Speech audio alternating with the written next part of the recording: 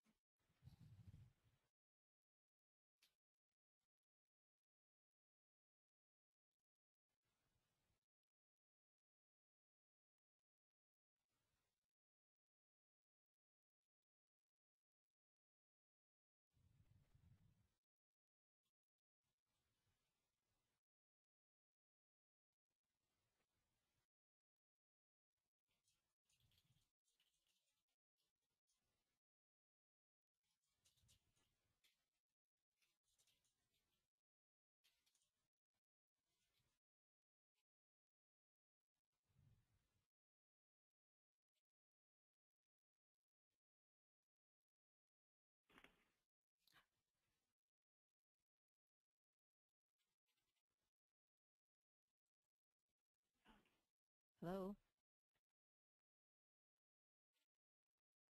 Hello? Hello, Leah, go ahead. Okay, you're there, are you? Yeah, sorry about that. Sorry, guys, we had some technical difficulties, so go ahead, Leah, take it away. All right. Hello, everyone. Welcome to this workshop, very brief workshop on clear writing. We're going to go through a lot of information over the next little while. And at times, I'm going to be asking Allison if there's any questions, but there'll also be a chance for questions at the end. So when someone gives you an orange, they can say, have an orange, or I hereby give and convey to you, all in singular, my estate and interest, right, title, claim, and advantages of, and in said orange, together with all its rind, juice, pulp, and pits, and all rights and advantages therein, with full power to bite, suck, and otherwise eat the same, or give the same away, with or without the rind, skin, juice, pulp, and pits, anything herein before, or herein after, or in any other means of whatever nature, or kind whatsoever to the contrary, in any wise notwithstanding. And I'm sure all of you are probably chuckling because you have seen things written like this. I'm pretty sure I gave away my firstborn child when I signed our mortgage just because of all the legal jargon that we find in it. Emily Carr said it best. She said, get to the point as directly as you can. Never use a big word if a little one will do. And there's been a lot of debate over the years about this kind of a statement because people are concerned that we are dumbing down the language. And I think what's really important to note is that we're not concerned about dumbing down the language. What we are concerned about is communicating. And we have to get past the point of trying to impress people with our knowledge and start impressing our knowledge upon people.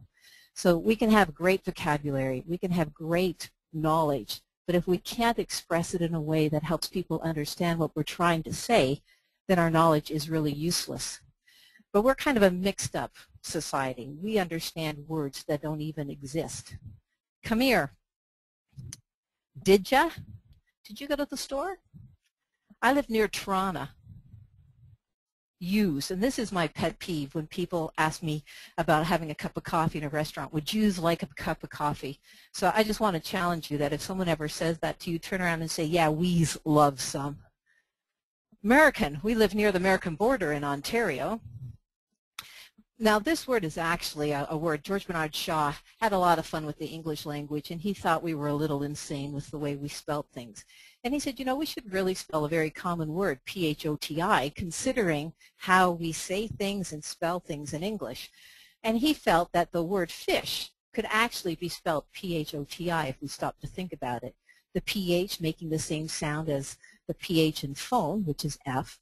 The O making the same sound as the O in women, which is actually a short I sound, and the TI making the same sound as in commotion, which is an SH sound. And he's probably right. The way we write, the way we think is sometimes a little bizarre. And when you're talking to people who are coming from other language backgrounds, English is very confusing to them. He was responsible for changing words like this: whale, why, what.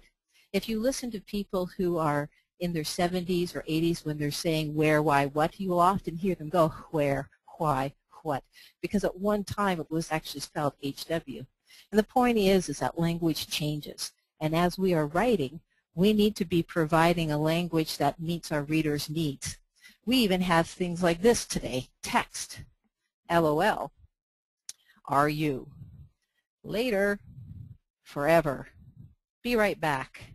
So we're looking at language developing all the time. Now, I'm certainly not suggesting that we write as we text, but we do need to be aware of the way our readers are thinking when they're looking at language. And they don't want language that's complex. They want language that gets to the point as directly as possible. So when you're considering what you're writing, what you want to do is get your message to others. So you should consider if it's easy to read, if it's easily understood, and if it's effectively used. And if your writing is easy to read, easily understood, and effectively used, then you probably don't need to complete this workshop. But chances are, as we're looking through information, we're not always presenting things in a way that's easiest for our audience. Even for people who are busy. We talk often about clear writing being a tool for people with low reading skills. But if you consider the way good readers read, then we would start to recognize the fact that clear writing can benefit all readers, because good readers will scan information and they'll look for the pictures and they'll read the executive summaries. And they really don't have the time to really get into long documents. And if it's not relevant, they're simply going to stop reading. And so our audience includes those people who are highly educated. And again, it goes back to the idea we're not there to dumb down the language, we're there to communicate. Pfizer has a good definition of health literacy, but I think this is a really good definition of clear writing, the ability to read and understand information and use it effectively. And I think if I had to define anything around clear writing, that would be the definition that best describes why we write using clear writing. Frontier College is really quite an advocate of clear writing, has been in the field for many, many years. And they had documents out in the 70s and 80s, long before other people. And they said that clear writing reduces the word count per sentence, reduces the word length, simplifies the order of the sentences, puts that action back into the sentences, will speak directly to the reader, and it simplifies the language. So from their perspective, it does a lot around language. We have a lot of critics against clear writing, and Joseph Kimball, who answers those critics, he says that clear writing increases the comprehension and it allows for flexibility between the reader and the writer. It also suggests that you test your documents with your audience and that it decreases confusion. We also have the Ministry of Agriculture, Food and Rural Affairs, who also created a lot of information back in the 1980s. And they say that clear writing presents information so it's easy for everyone to read and understand. It also, though, looks at the design of the documents. It's not just the language. And that it prevents misunderstanding between you and your reader because it avoids that jargon in the technical language. So basically what OMAFRA said is that clear writing makes it easier for people who don't read well, whose first language is not English, who do not see well, who are too busy to read a lot of text. And we've added this in the last few years. It's good for youth who have low attention time. One of the things that we've seen over the years is a change in how young people research information and how much they want information on a very quick, short snippet type of process. It's not the same as when I was in university back in the 1970s and 80s, in that you had to go to the library and look through a whole series of different titles and then look at all the series of books to find information. Our youth today search with a word and suddenly they have what they need. So we have to consider that when we're writing information for the youth. They're not going to wade through a lot of text. Here are some of the reasons why people don't like clear writing. Literacy isn't an issue for our audience. It will insult people who read well. What I have to say can't be written simply. People won't recognize that I'm an expert if I use clear writing, and I just really simply can't follow all of those rules. But in the end, if we implement clear writing, we will find that people will understand our information better. So here are the 3 questions that you need to ask before you begin to write. Who is my audience? What are the needs and the abilities of my audience? And what is the message that I want to give my reader? If we can answer those 3 questions, it will help us determine the way we're going to write our document. So there's some basic language and organizational guidelines that I want to give you. First is write directly to your reader. And there's an example on your screen where it talks about all staff. But if you want to get somebody to actually buy into what you're writing, you need to become more personal in what you're writing. And we're not talking about academic writing here. We're talking about communication. And I know academically we've been taught to write in the impersonal, but in clear writing we're saying write in the personal. You must have your reports in. Don't change verbs into nouns, and we do this all the time. And as soon as we change a verb into a noun, the word becomes multisyllable. And the idea is to have as few syllables as we can in the language. So we want to have words with 2 syllables or less. We want to try to stay away from 3 and 4 and 5 syllable words. So don't change verbs into nouns. You want to use the active voice, where you want to say what needs to be done. You must wash the coffee pot. That's very clear. Now, in my household, I'd have to say, Rick, you have to wash the coffee pot. Otherwise, he would come back and say, well, you said you must wash the coffee pot. And then I end up having to do it anyway. So you always have to be a little careful. Use a positive tone. We are a very negative society. I've never seen a sign that says, please walk on the sidewalk. I always see signs that say, don't walk on the grass. And as soon as we start telling people what not to do, that's exactly what they do. So whenever possible, we are to write into the positive. Now, sometimes you have to list things in the negative. But if it's a possibility of putting it positively, then try to do that. Avoid using jargon or acronyms. Not that we live in a world of jargon and acronyms, but boy, I can sit at a meeting table and I can hear all these acronyms and think I know what they're talking about, but they're in a completely different field than I am. We may have the same acronyms, but they mean something completely differently.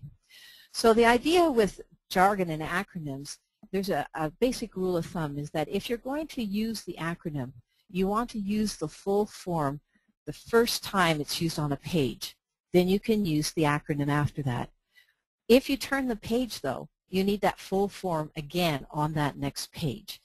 We find that people, as they turn pages, forget what the acronyms mean, and so we have to refresh their memory every time we use an acronym. You want to explain difficult words in context. If it's something that someone from outside your field is going to be reading, unless there's some explanation, they won't understand what it is that you're talking about. So if it's a phrase or a terminology or it's a workplace term that no one else is going to understand, just put it into context so people know what it is you're talking about. So those are the first set of guidelines for language. Writing directly to your reader, don't change verbs into nouns, use the active voice, use a positive tone, avoid using jargon and acronyms, and explain difficult words in their context. How are we doing so far, guys? Any questions, Allison? Can you hear me okay, Leah? I can now. Okay. All difficulties seem to be over. No, I think I think everything's good. Excellent. Then let's move on to the organization. You want to look at how you're putting things out there. We often put things in the wrong order. The place I see this the most often is actually in workplace around safety and health. The directions that they give people are often out of order. And if you're ever dealing with young children, I have a young grandson, if I say to him, go to bed after you've brushed your teeth, he gets into bed and I'll say, did you brush your teeth? He'll say, well, you said go to bed after I brushed my teeth. He doesn't catch the fact that the teeth brushing should have happened first. So when you're writing things, you want to make sure things are going to happen in the order you want them done. Write complete sentences only when it makes sense to do so. So if it's something that you can pull out, then you want to pull it out, box it, bold it, make it separate to that text. Now, you obviously don't want a document that is strictly all these boxes, so you want to have some balance between paragraphs and pulling information out. But especially around times and dates and locations, it's pretty important information, and it's best to pull those types of things out. Now, the person who did this example, I would have changed this from what their example is here. And I wanted to leave it in here just to point out that one of the recommendations with clear writing is called down-style punctuation. And it's getting rid of all those extra colas and commas and things that we really don't need. And I'm calling it the massive colonoscopy. We need to stop having so many colons. So, for example, if I were doing this, I would have date without a colon, space it over with Saturday, time without a colon, and make sure the 9 lined up under the S. The where without a colon, the T would line up under the S and the 9, and the same with the cost, so that everything was lined up, but there wouldn't be colons. You want to list critical points apart from the text, and as we're going through this, we're going to talk a little bit about the proper use of bullets. And again, it comes down to down-style punctuation and about appropriate ways of using bullets. But for here's an example. This piece of information was buried in a newspaper article, and it was pretty key back in the 80s when people were starting to learn about the liability issues of the board.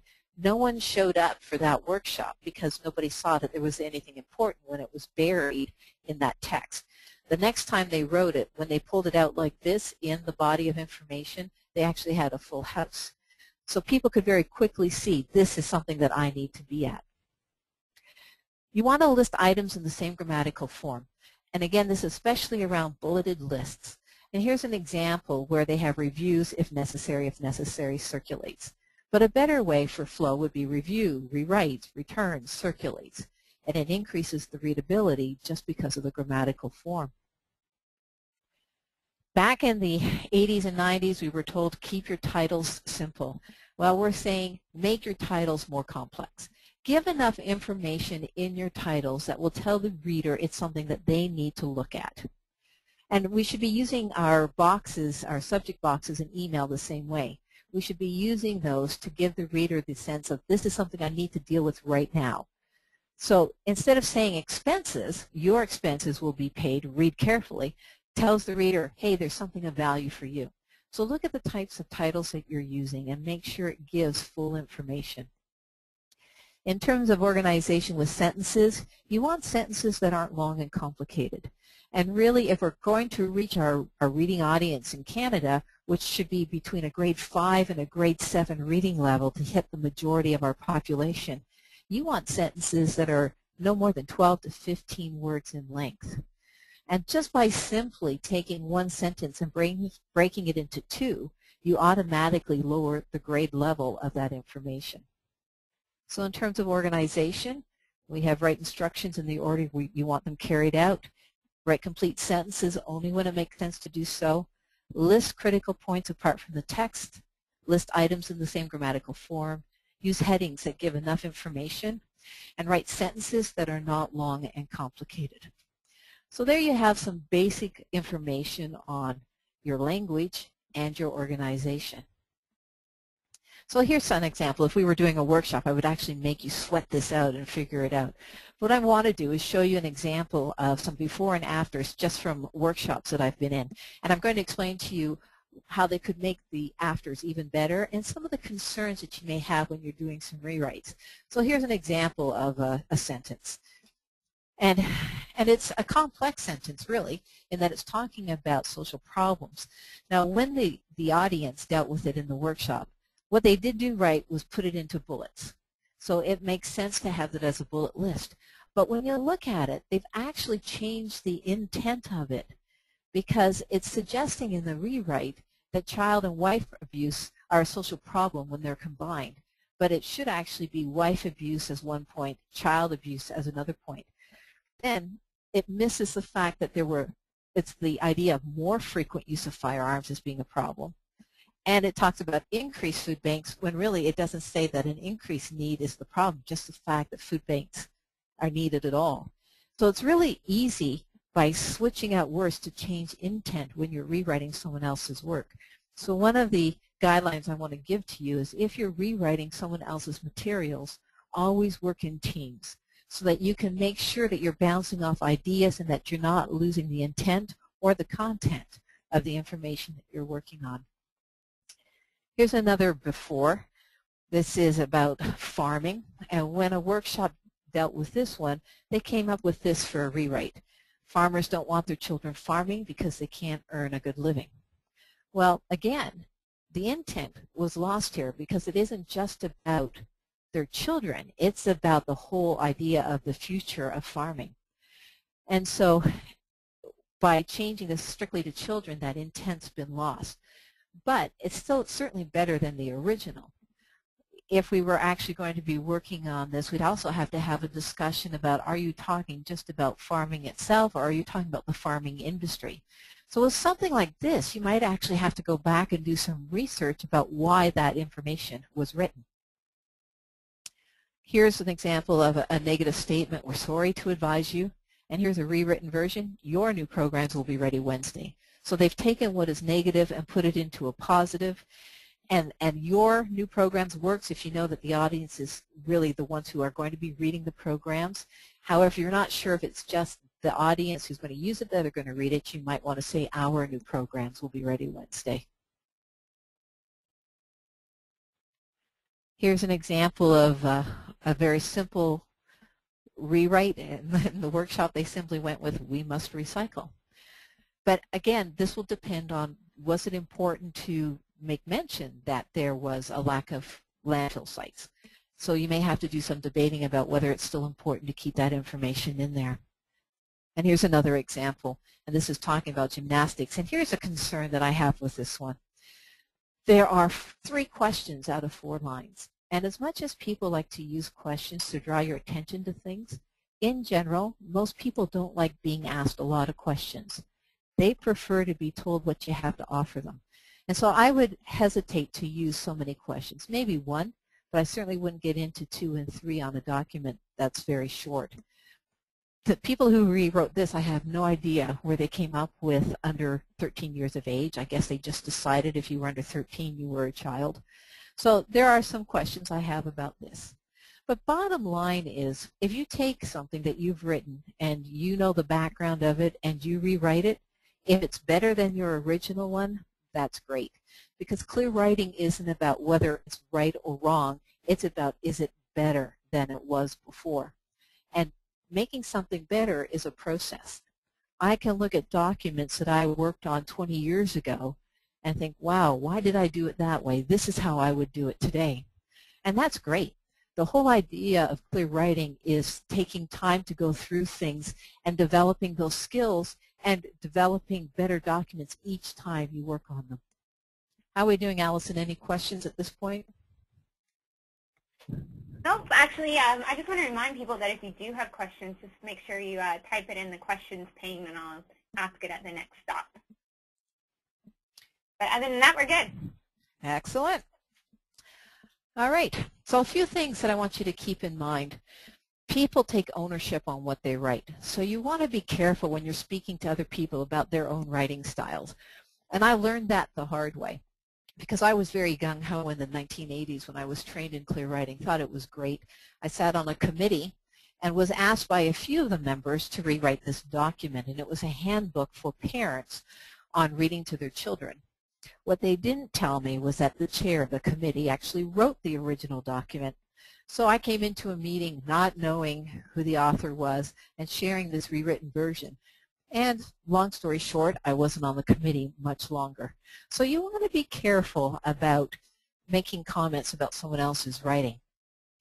Keep in mind, I've talked about this a few times already, the intent and the context can be easily lost. So work in teams, and always with clear writing, it's rewrite, rewrite, rewrite. It's important to put your important information first, especially when you're looking at pamphlets and flyers that might be in stackable shelves in different agencies. You want to make sure that your name doesn't get hidden behind documents that might be posted in front of it. You want to make sure that people can grab the information that they need first, because people bore easily, or they tire, or they just give up, or they get distracted. So anything that's really relevant and important, put at the beginning of your document. Your margin should be 1 inch whenever possible. Now, this doesn't apply to pamphlets that you fold over. If you had a 1 inch margin, you wouldn't have much space to write on at all. But in a regular poster or letter or document, you should be looking at a 1 inch margin. 1.5 line spacing is the actual ideal spacing for readability. Anything less than 2 is okay. Anything more than 1. So between that 1 and 2, if you have area to play, but 1.5 is the ideal.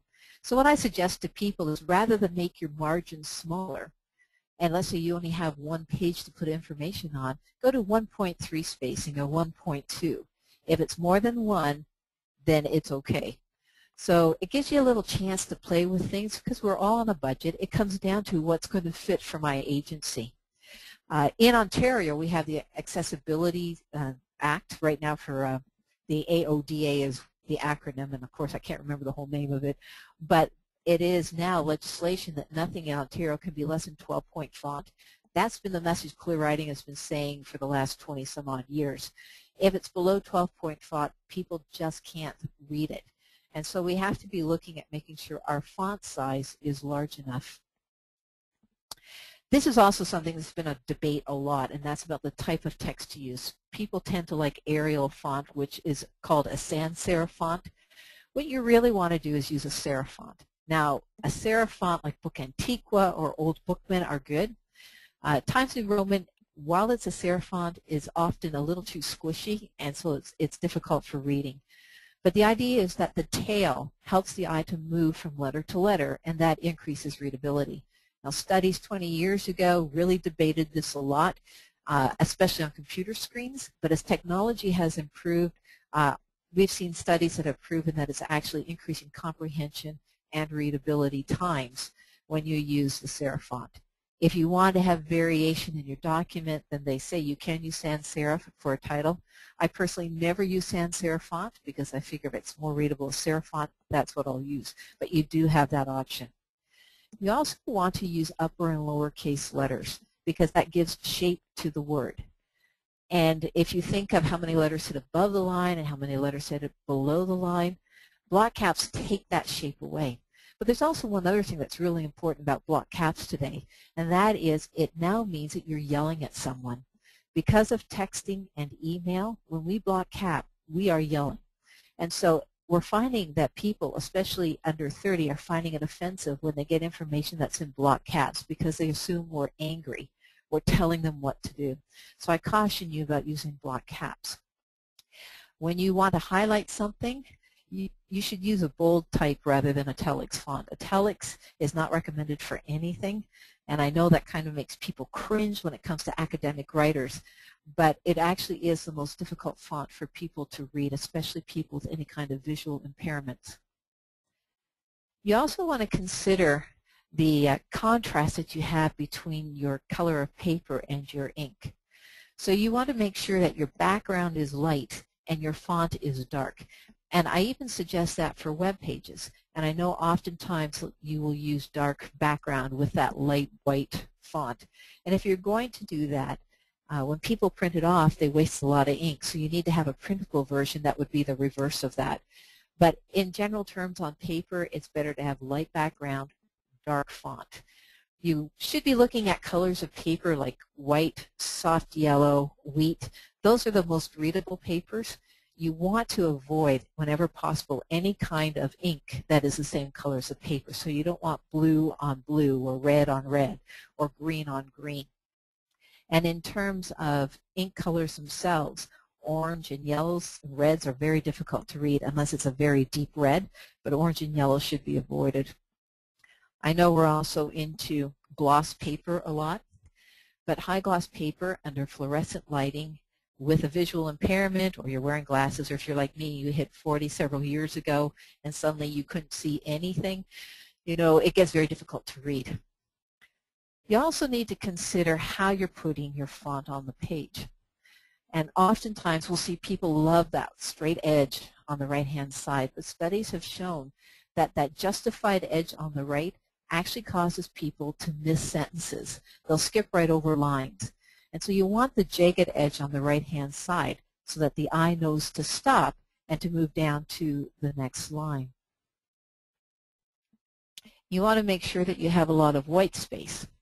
As soon as people see a lot of text on the page, they say it's boring, it's difficult, or I don't have time to read this. And so they just simply don't. So your white space comes from that margin of 1 inch, that 1.5 spacing. The size of your font also adds to that. But also when you're using things like bullet lists and pulling information into boxes, using graphics, all of those things can add white space around them, which makes a document look less difficult. When you're looking at the headings that you choose, you want to have very consistent features. So all your main titles would be the same font and the same size. Your subtitles, the same font, the same size. And whatever else you're doing throughout, be consistent with what you're doing. I often suggest when people are first getting involved in clear writing that they spend time getting used to putting the language down first and making sure that it says only what you want to say, and then determine what features, what formatting you want to do. As you get better at it and more comfortable with it, you'll find that you do that together at the same time. But it's hard to get your head around all the language guidelines and all the design guidelines at once. Or you can also work in teams where one person handles the design and one person handles the message, and then you switch back and compare your notes. Bolding is better than underlining, and never do both. And you often see people will bold and underline. That actually causes things to run together, so stick to bolding. If you're going to get into creating things with columns, it's advisable to have only 2 columns for text. Now you can't always have a thin column to the left with basic dates and information, but if you're looking at body of information, 2 columns gives you enough space to allow comprehension to remain. When columns are too narrow, there's too few words, so your eye is moving very quickly from line to line and comprehension actually decreases. If you're writing documents and you want to help emphasize information, use graphics that relate directly to the information on that page. Gone are the days when you want to fill in space with happy faces and butterflies. People actually look at the graphics to tell them what is in the message. It's a clue for the reader. And so be careful about the graphics that you use. You also need to look at the information that you have. You want to remove unnecessary information. Sometimes we have way too much information there. What does the really need to know? Not is it everything I need to tell them. One of the examples I find is in pamphlets where we try to explain the history of our agencies, all the board of directors, every service that we provide, instead of just saying to the reader, this is who we are and this is what you can get from us and this is how to contact us. And that's all the reader really wants. So we need to look at what we're putting out there. Is it too much information? When it comes to centering information, if you have something that takes more than 1 line, you should be left side justified, right side unjustified. In other words, you shouldn't have a jagged edge on both the left and the right-hand side. If you want something to look centered, simply move your margins in so that, say you have 3 lines, they're all 2 inches in from the page on both sides, but the left side is justified, the right side is unjustified. Watermarks are something that people have really gotten into over the years. You really want to stick to as faint watermarks as you can. It's better not to use them at all. You're better to put your pictures to the side. And if you've ever had to read anything that's had words running across a picture, you know that it can get really complicated between the language and the picture. And I've talked already about the sentence length. How are we doing for questions there, Allison? Anything I need to answer? We do have a couple here. The first one is from Grace, and she's asking, I've heard it's better to put your program logo at the top of a flyer rather than at the bottom. Does that matter? Actually, I agree with them. If it's identifying information, it should be at the top. Okay, perfect. And then we have another one. Do you have a suggestion for this? When writing an email which includes a question, I find that individuals do not answer all the questions, i.e., I include an intro and 2 questions, and the first question is usually a follow-up. So the question is usually a follow-up to the first question. I find that people don't answer all the questions, and I have to go back and ask again, and it's very time-consuming. So do you have any tips around asking questions in email? Yeah, email is actually an interesting piece. Even if we don't get through all this workshop, the PowerPoint has some information about email in here as well. I'm hoping we'll get to that point, but if not, you can review that later. But what I suggest is that you don't include the questions in the body of the email, but you make it an attachment. Because you're right, when it's in the body of an email, people will actually miss the questions and not respond to them. But if it's an attachment they have to open, they're more likely to answer it. Okay, that's great. Okay, so let's move on with when creating bullet lists. And this is something that has come up over the last few years about using bullets correctly. And I think you'll recognize when I say we often do this wrong because we've allowed our computers to determine where capitals go. If you were writing a sentence, you would never put a capital in the middle of it. Yet for some reason, when we're using bullet lists, we're putting capitals after the bullet. And a bullet list should never be a bullet should never be a full sentence. A bullet is supposed to be a partial statement made in a list. And so when you're creating bullet lists, you want to, first of all, use your boxes of bullets sparingly and consistently. So you want to have all your main bullets as one design, all your sub-bullets as another design, and your tertiary bullets as another design, but be consistent throughout the document. One thing also, and I can't do this with a PowerPoint, is that your bullets should actually be a font size smaller. So if you're using 12-point font for your text, your bullets should actually be 10-point font, because you don't want them to stand out as much as they do when they're the full size. And then your sub-bullets, if you're using an open circle, would be an 8-point font, because the bullets that are open circles tend to be very large looking. So you want to be looking at how large your bullets actually are. You want to avoid using, and everybody will gasp at this, capitals, semicolons, commas, and periods when you're using bullet lists. Now you can use commas in the middle of a bullet, but you don't want to use commas at the end of each bullet, and you should never put a period at the end of a bullet list, because you haven't made a sentence. You've made a series of statements. You should also be using an introduction line, not a title and then bullet, bullet, bullet, bullet. There should be an intro line that each bullet in that list would relate back to. And so when you were actually checking for grammatical form, you would want to go through the introduction line and read it with each individual bullet to make sure that it's consistent in language. And I know this doesn't follow what people have been taught for many years, but we have overused punctuation, and all we do is add frustration to readers instead of just making it a very simple flow. Not everyone's comfortable with this. This may not be something that you can immediately get into, but I think you would begin to recognize that we're putting capitals in places they don't belong at all. When you're looking at bullet spacing, they should actually be 1/4 of an inch, and often your computer program has been set to a certain space of a 1/2 inch or an inch, which is way too far. So your first bullet should be 1/4 inch in from your first word, and then the sentence or the language would start 1/4 inch in from the bullet. Your sub-bullet then would line up with the language of the main bullet, and so it would just continue to go over by 1/4 inch. And I'll show you here.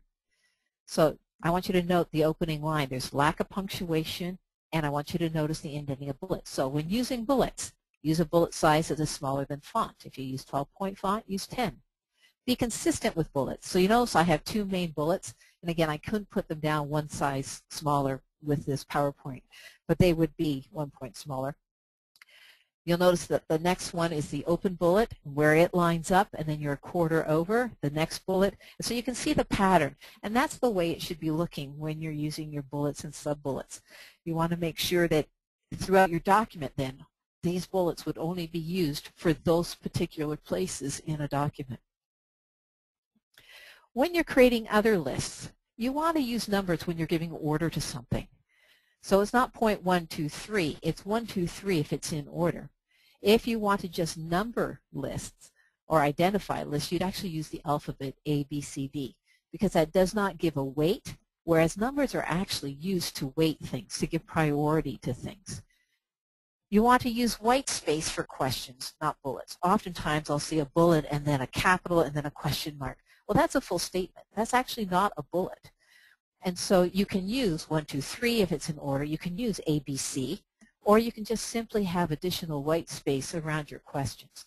But they really shouldn't have a bullet before them. If you are using these types of lists, this is where you can still use your punctuation, because they would be full statements. You would use capitals, you would use periods, you would use question marks.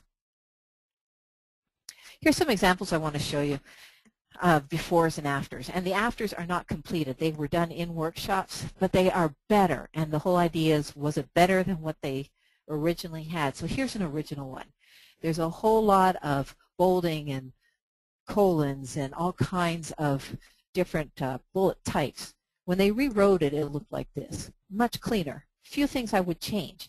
Notice the spacing between the bullets and the first letter, way too far. That should be moved over. The bullet should be moved over 1/4, and then the first word back 1/4. The top line is very hard to see. You don't really recognize it, and I wouldn't recommend shading around the title box. or a space between there. But in looking at it, it's still better than the original. Here's another one. The problem with this is that everything's centered and the font. So when they rewrote it, it looked like this. Certainly much better. At the bottom, they've used bullets, but they didn't need to in this case because they're just one line. They could have been centered in that case, but they chose to go that route, and that's okay. It's not wrong, but it certainly looks better. Here is one. Heavy shading, everything bolded, block caps, centered, underlined. It's just overwhelming to look at. When they rewrote it, it looked like this. Certainly better. I would say the shading is still too dark. I would probably not use shading at all. They've added a graphic. I know this is about soccer. I'd suggest changing the title because it looks like it's a political meeting instead of about soccer. But it's certainly a lot better than the original. Here's another. This is from a government document. The original was written at a university level. That's what this one's written out, actually. And it's about pesticides. And it looks like from the picture that I could bury pesticides in the backyard if I have a bulldozer and a truck. When in fact that picture went with information several pages later. The person who trained me actually was hired to rewrite this document. This is what she came up with. Again, I would change the bullet spacing. That was the standard back in the 80s, but certainly it's changed since then. Certainly looks less difficult to read, and now the graphic is further along where it belongs. Here's an example of a health and safety document, and when I read through this, they had things all in the wrong order, so when they redid it, they moved into a different kind of a format. It looks a lot less dense. Again, bullet issues here, but certainly I give them kudos because it's better than the original. This one's interesting because in it, it says that the answer to each of the questions should be yes, but they didn't ask any questions in the document at all. So if you're going to be saying that there are questions, make sure you ask them.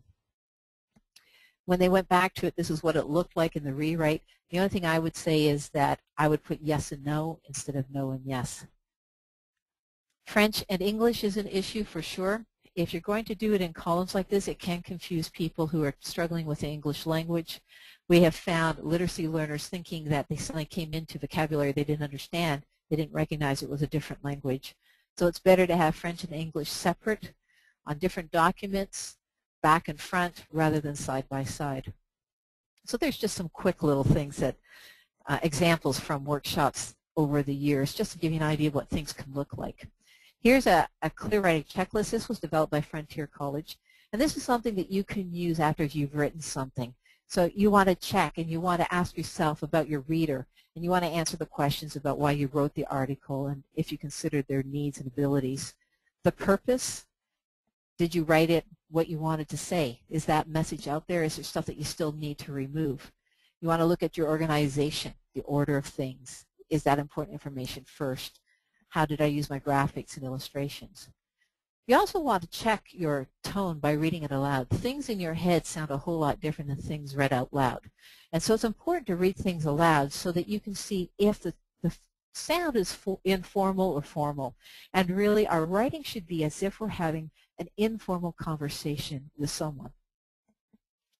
You want to look at how long your paragraphs are and your sentences, and if you used familiar words, and if you've used your acronyms correctly and your jargon correctly. And then it tells you to look at your design. Is it still attractive? Is it easy to read? What about your bullets? Did you use them correctly? What kind of font did you use? All of those questions can help you evaluate your information after you've set it up. And again, it gets into then the color of the paper and the font, and if it's a clear design. So those are important questions to ask yourself after you've written a document, or you could have somebody else look at your document using those questions and helping you determine if you've met the needs of your audience. It's important to evaluate information, and I want to go through this very quickly because we are getting to the end of our time. But one of the mistakes that we make is to assume that we know what our audience needs from us. And we learned in literacy that when we ask people, we find out a whole lot of information. And so their best audience to check what you've written is actually a sampling of the audience that's going to use the document.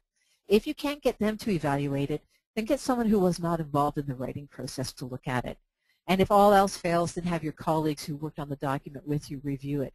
But it's important to get some feedback when possible on your information. So you want to determine the amount of feedback you want. and how you're going to get that feedback. And focus groups tend to be the best way. You can get people talking and bouncing ideas off of each other.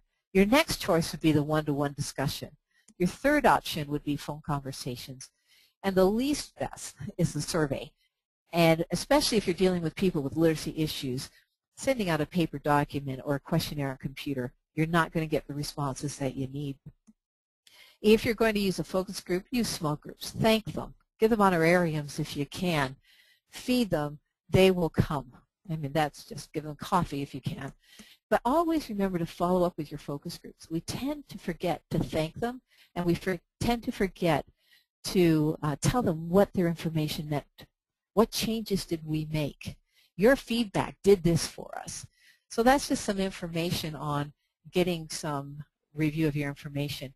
One other thing that I want to point out is using a rating system. People tend to use like a 1 to 5. But if you use 1 to 5, you will often get people who will circle a 3 because they don't want to choose whether or not they're leaning towards the top or the bottom. But 1 to 4 or 1 to 6, they have to choose more than halfway. That gives you a better sense of where people are rating your information. Once you've had review on your information, you still want to take time to review it, to edit it, and to rewrite it again. So it's a process, and it comes down to how much time do you have. In terms of the email information, an email should be no more than half a page when you print it out. If you write something that's longer, then it should be attached to the email. It shouldn't actually be in the body of the email. And I think you probably have all had emails that have come in that seem to go on forever and ever and ever. And it certainly, we would get more answers to our questions. We would have better responses if we were handling emails differently. You can use the same kind of tips that we talked about in writing documents for emails, your type of font, your background, getting to the point as directly as you can, where you put information. All of that applies to email. A couple of things I want to point out is avoid using terms like urgent and important in your subject lines because a lot of programs will move that to spam. Also, the use of CC and request receipt, because if you use that on every document, people won't recognize when the documents are important. Again, with the block caps and the italics, all of those pieces of information for email can be applied from the clear writing principles. And so this is just to reemphasize the fact that no matter what we're writing, whether it's an email or a document, we can use clear writing principles to make our communication clearer. And here are just some examples of words that you can use. If you use a company, you can say go with, accomplish, do, advise, tell, with reference to, about, and afford an opportunity, let or allow, attached herewith is, here is, at the present time, now, commence, start or begin, concur, agree, with respect to, about, consequently, so, fail to, didn't. And believe it or not, we should be writing using contractions. What we found with working with English as another language people is that when we say didn't and we write did not, they don't recognize it as being the same word. So if you speak didn't, then write in that format. The rest of the information in this PowerPoint gets into grade levels and computer readability programs. Just to let you know that you can actually set your Word documents to do spell check and give you the grade level. And so that's a starting point. If you can see that it's at a grade 12 level, then you know you've got to do some changes in your sentence length and in the language length that you're using. There are tests like Fry Readability and Getting Fog. I'm not sure that the Sheridan website is still valid. It was up there, but if you do a search on Fry Readability or Getting Fog, you will find some very basic ways of doing readability testing. But if it's something on your computer, just simply use your spell check and set it up to do the word grade level. What readability tests won't tell you is all that background information that you need to know from the clear writing principles. So you don't want to count on it to tell you exactly what needs to be changed, but it does give you that starting point. One thing with gender bias I want to point out is that it's better to use they, them, and their instead of he or she. It can be offensive to some cultures to do male or female. It gets cumbersome and clunky when we're doing he/she. So stick to they, their, them. Keep it in that kind of a format. My name is Leah Morris. I've been doing clear writing for over 25 years. I'm a part of the Learning Networks in Ontario called learningnetworks.ca. We have a website that will be coming up soon. And most of the networks will have access to clear writing services or can connect you to another network who does. So if you ever are looking for information in your local area in the province, you can certainly connect with them. If you're outside of the province, I do travel if you're ever looking for workshops. Allison, is there any questions? There are. Okay. Why don't we start with Stuart here? It's just asking regarding questions and emails. He's suggesting try stating the point of agreement, period, then a confirmation. For example, we agreed to proceed with John's project. Do you kind of agree with that, or?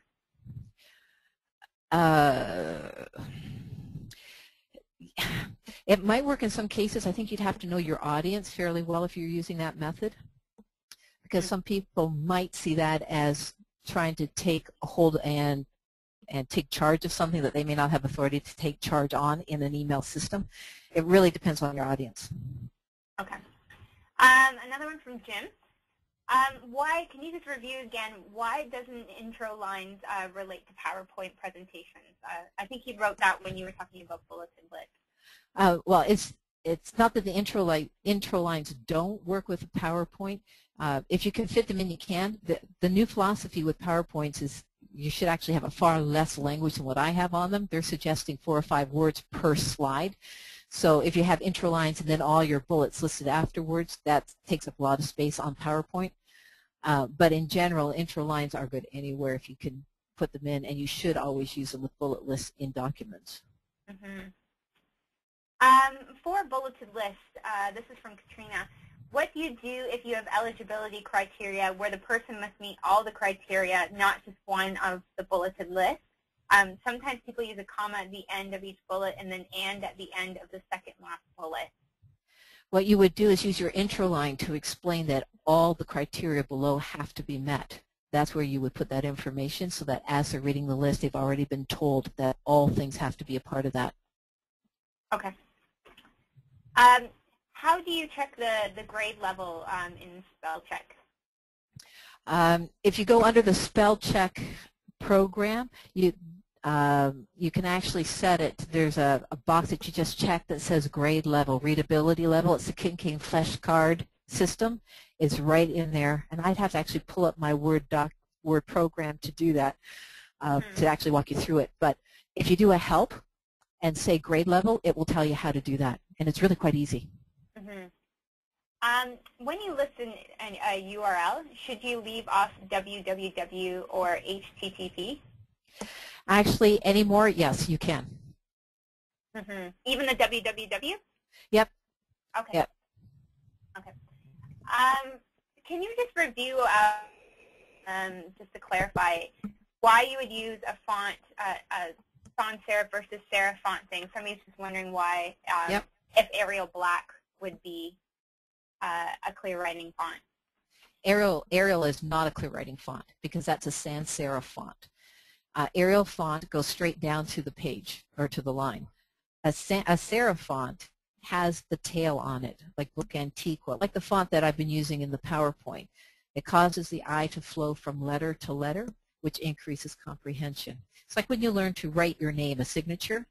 You were taught to attach the letters to allow the flow. When you're writing it, there's a flow. It's the same idea when you're reading font, that tail causes flow and increases comprehension. That's interesting.